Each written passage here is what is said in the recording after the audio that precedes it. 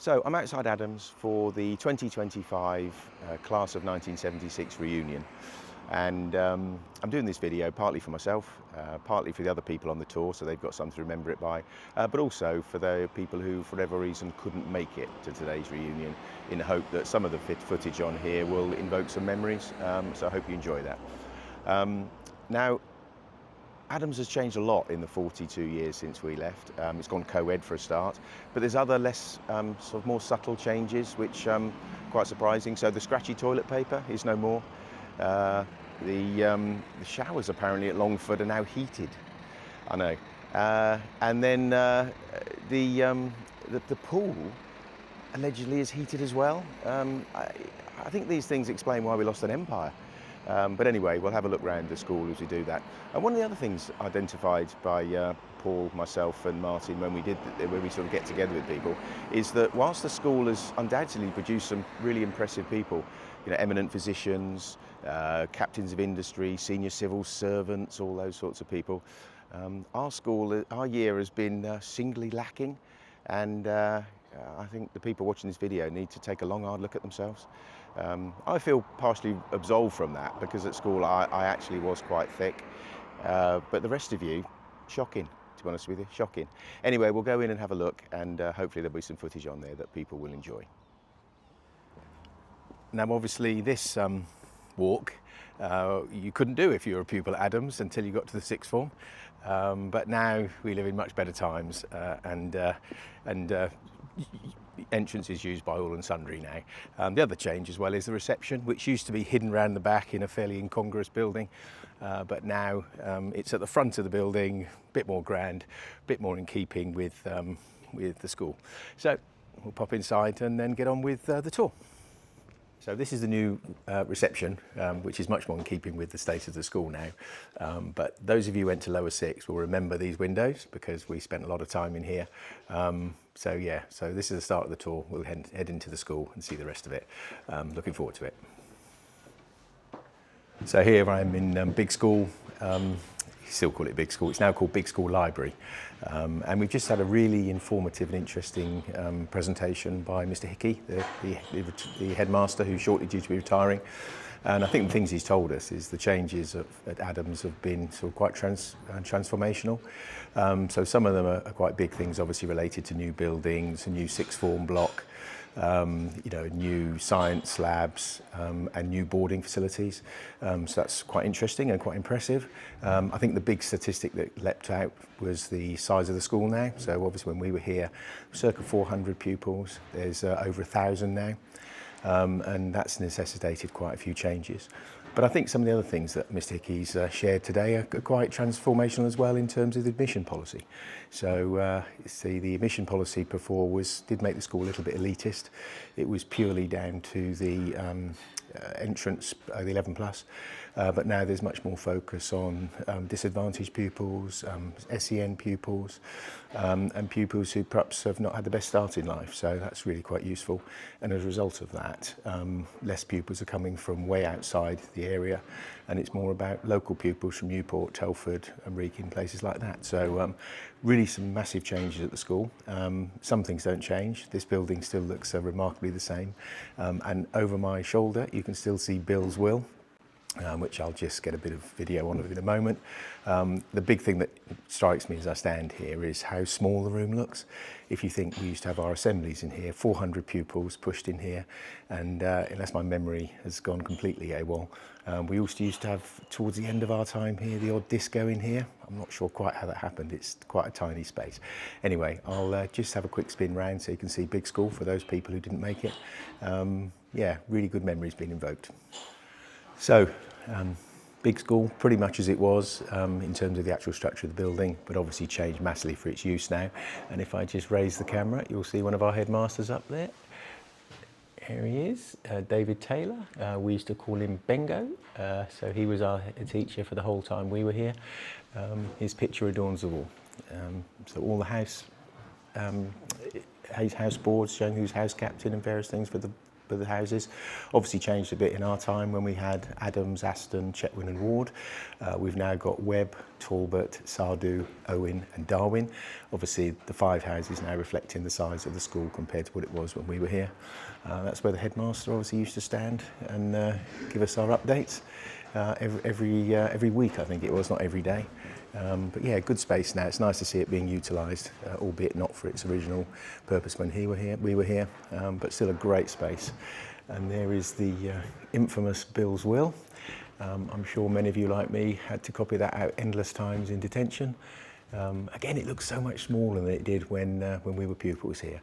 But if I just come up to these steps here, you'll see the size of the place. Genuinely is so much smaller than I remember it. Never been allowed up here when I was a pupil. Feeling of power, and I wonder what it must have been like to look down on us as young oiks dressed in our maroon blazers. Anyway, there you go, big school. Another bit of the school that people remember because it hasn't really changed. So that's the old building in there that we've just been inside. Down here was where the school office used to be and reception. They've now moved that round to the front. Headmaster's garden, we were never allowed in there. That was distinctly off limits. But there you go. Cracking, nice old building. And then come round here. This looks like it's now the maintenance office. You may well remember at some point it was the tuck shop when that opened. That opened towards the end of our time here, I think. So relatively new. And then this little courtyard down here outside the new sixth form area, again hasn't changed a bit. Still the minibuses parked here, a lot more than they used to be. So there you go, and that's big school directly ahead. This is what was the sports room but is now the sixth form centre. So if I just pop in here, see what amazing facilities they've got now. Really is amazing. So it's double floored, so you've got the sixth form area down here. We were told today they've got 300 plus people in the sixth form now, which, bearing in mind there were 400 in the whole school, gives you an indication of how much it's expanded. And then study areas upstairs. So yeah, amazing facilities, but worthy of a school such as this.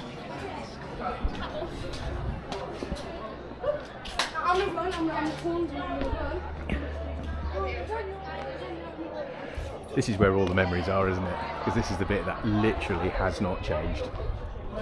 Right, moving into what for me a really iconic part. So this is the old school building. Hasn't changed a bit. It literally is like stepping back to the early 1980s, late 1970s. First thing you remember, look at it when you see it, is how small it is. I am convinced it wasn't this small, but it clearly was. The corridor's tiny, everything's kind of mini scale, but literally hasn't changed a bit. And even this classroom in here, I'm just going to peep in, hopefully nobody's in here, had history in here. Absolutely amazing, changed very little. Windows look like they might have been refurbed, but possibly not. But pretty much exactly as it was in 1983 when we left. So yeah, I'll just wander down. This is the bit that is absolutely extraordinary to me. It's changed exactly as it was. Had maths in here, again, not changed at all. Actually the classroom is pretty much as it was. The only thing that's changed is the electronic whiteboard here. Rest of it exactly as it was. For me, I love all the new buildings, but these are the parts that just evoke so many memories. Even the notice boards are pretty much in the same place, maybe slightly updated, but pretty much as they were. Another corridor. Again, this corridor feels really short down to what was the teachers' common room. I'm sure it felt longer than it was at the time. So I'll just walk past these gentlemen, invoking their own memories. So here we are. So this building, this door straight ahead, most of you remember, was the staff common room. Looks like it still is actually. Of course, some things don't change, do they? Just have a look in there. That really does look through that window like you're stepping back in time. And I think this was one of the form rooms for Form 1 when we first joined. So anybody in Form 1, not Form 1P, Form 1 will remember this room very, very clearly. I'm sure this was a form room for somebody. Again, pretty much as it was. with the exception of the electronic whiteboards at the front. Amazing. So we're upstairs now in the top floor of the old school, and that's the form room in there for 1P. I won't disturb these people, but again, hasn't changed a bit, apart from the electronic whiteboard. And so we're upstairs, and on the right hand side here, most people will remember this was the art room. We had a very progressive art teacher called Mr. Chambers. We called him Jerry Chambers, but I'm not sure that was his actual name. Used to play pop music in the lessons. I think most of us created absolutely nothing, rather than literally just carved away at clay or sandstone. But it was great fun, and he was a decent chap. But yeah, so here we are on the top floor again. So it's just really small. The corridors are about 20 yards shorter than I remember them. Classroom's exactly the same, but everything is just almost mini-sized. Anyway, then we go into the new block that's been built, which I think is the science block. So they've really done it well, the way they've linked old buildings and new buildings. Yeah, this was the science down here. I think this might have opened while we were here. It's been expanded now, but these were the labs. So yeah, let's go and have a look at a lab. So this is one of the new labs. They've really been refurbed well. Circular tables. Everybody remember the old Bunsen burners. Love that. Really done well.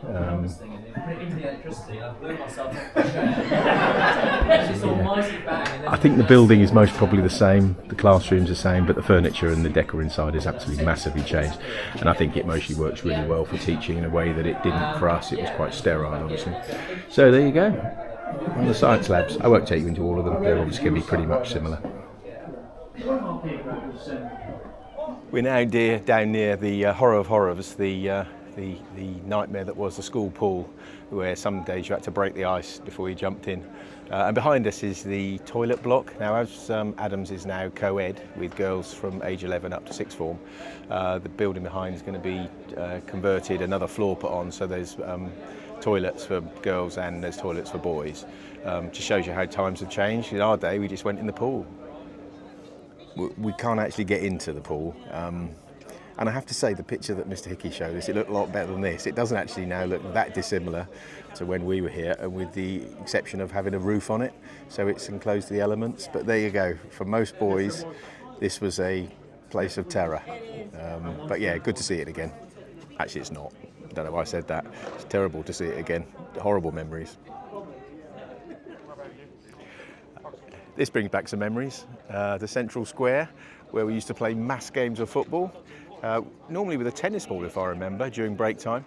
Obviously a little bit smaller than it was now, because that is a brand new building over there. And this is a brand new building here. From memory, I think it just tailed away to grass down towards the swimming pool. So yeah, some things never change. This looks like a proper games lesson though, so slightly different. And over in that corner there, on the edge of this, in front of that brand new building, was the CCF supply rooms, and I'm going to share a personal memory of that, just because it always gives me a nice warm feeling inside. So I feel I've got to do a personal memory now. Behind me rather, sadly gone, on the edge of the central playground, used to be a row of single-storey buildings which contained technical drawing, woodwork, but for the purpose of this story it also contained the CCF stores. And for reasons that I'm not 100% sure, I managed to get myself a job in the CCF stores when we were in the CCF. I partly did it just to get out of marching round the playground in the rain, but as soon as I did it I realised there were a couple of really good benefits. The first one was there was absolutely no idea what was in the CCF store, so when I went through it all I was able to kit myself out in the best kit I could find, which was nice.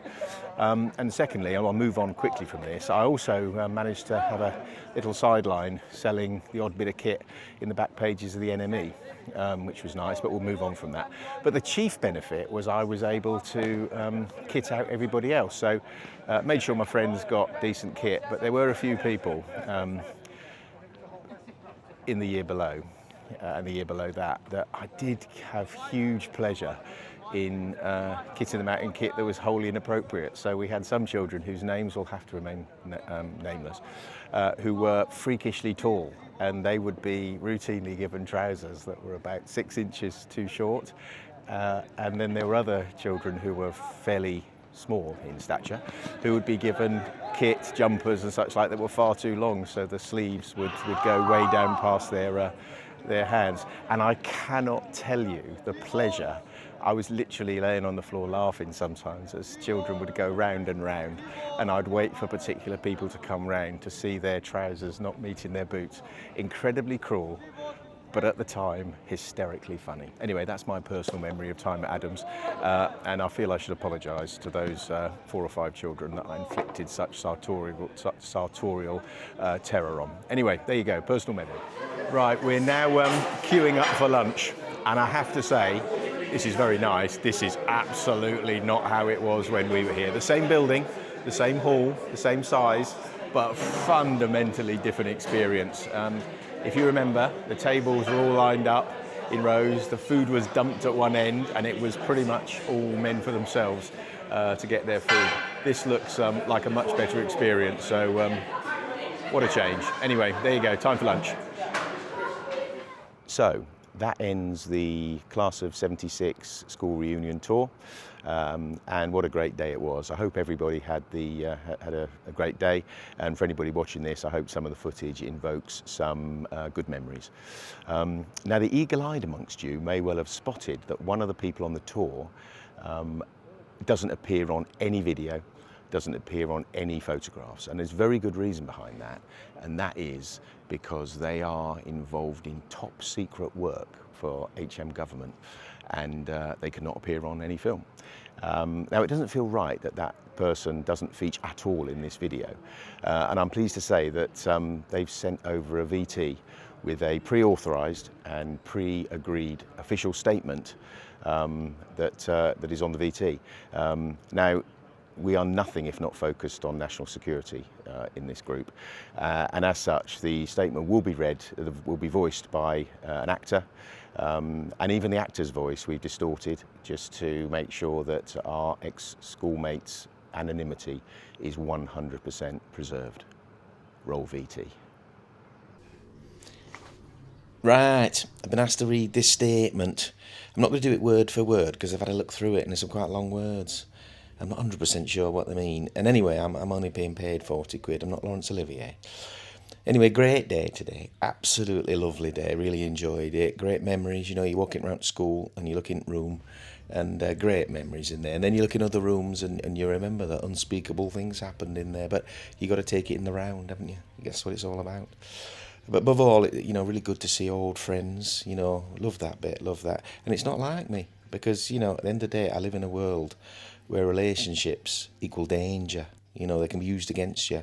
It's life or death. It's black and white, you know, binary. And on or off, you know, left or right, up or down, binary. But yeah, today that all went away and I was able to, you know, just really enjoy connecting with all people again. You know, loved it. I'll be honest, I've lost where I'm going with that. Anyway, I would say, you know, Adams, formative, wasn't it? Formative, especially for me, because it's what got me into Secret Service. You know, I remember the interview, you know, I turned up and I was interviewed by this bloke, lovely man, tall he was, walked with a limp. And I said to him, Rory, it wasn't his name, I didn't know what his name was, he was a spy, so he wouldn't tell me. But he looked like a Rory, so I thought, I'll just go with it, you know. And anyway, I said, Rory, come on, get these questions, let's do this. So he said to me, okay, candidate. I want my real name, candidate. I thought it was a bit rude, but, you know, I let it slide. Anyway, he said, first question. He said, how do you think you'd cope with torture and pain? And I said to him, Rory, it holds no fear for me, lad. Holds no fear. You know, I went to a school where for 7 years I wiped my arse on greaseproof paper. You know, I'm not being funny. That's like one notch up from dreading on Lego. You know, it holds no fear. And with that, put a big tick down. Question 1 sorted. Second question. He said to me, how do you think you'd cope in a hostile environment? I said to him, Rory, love, again, not an issue, not a problem for me. I once went on a swimming gala in water that were icy, you know, shocking. He said, I said, it wasn't just water that was cold, it was water with chunks of ice floating in it. So hostile environment, bring it on. That's what I say, bring it on. Again, big tick in box, you know, last question. I'm thinking, oh, don't fall at final hurdle. Anyway, he said to me, right, last question, he said to me, right, if you get this job, he said, you could well be dealing with a wide variety of people, you know, varied diversity, different cultures, people, all that sort of stuff. I said to him, Rory, love, again, don't worry. I said, I know vary. I deal with vary. I've done it my whole life. At school, I said it were very, very varied. You know, on one hand, there were some people who were like proper weirdos, you know, but on the other hand, there were some people there who were off the fucking scale weird. So, you know, varied holds no fear for me. And with that third big tick, and I were in. You know, I were in straight away. From that point on, I was in Secret Service. You know, I gave him a watch then, you know, the one that cuts rope, and a pen that fired bullets. You know, from that point on, I was, you know, keeping the nation safe and allowing you to sleep safely in your beds. You know, no need to thank me, really. No need to thank me. Just while we're talking Secret Service stuff, you know, a bit of housekeeping. Last night, quite a few of you were loose-lipped while you were drinking lots and lots of neck oil. And, you know, I won't lie to you, I did take notes, and those sorts of things now are on your file. Okay, but, you know, a bit of advice, set your mind at rest, don't worry about it, you know, unless you get a knock on the door in the middle of the night, and then worry about it a lot. So there you go, it were wonderful, really good to see you all, you know, and keep sleeping safe in your beds. I've got your back. All right, lovely, take care, bye.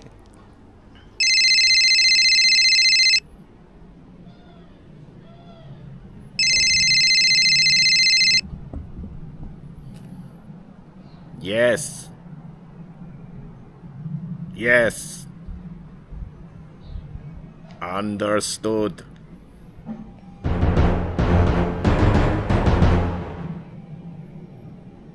Kill them.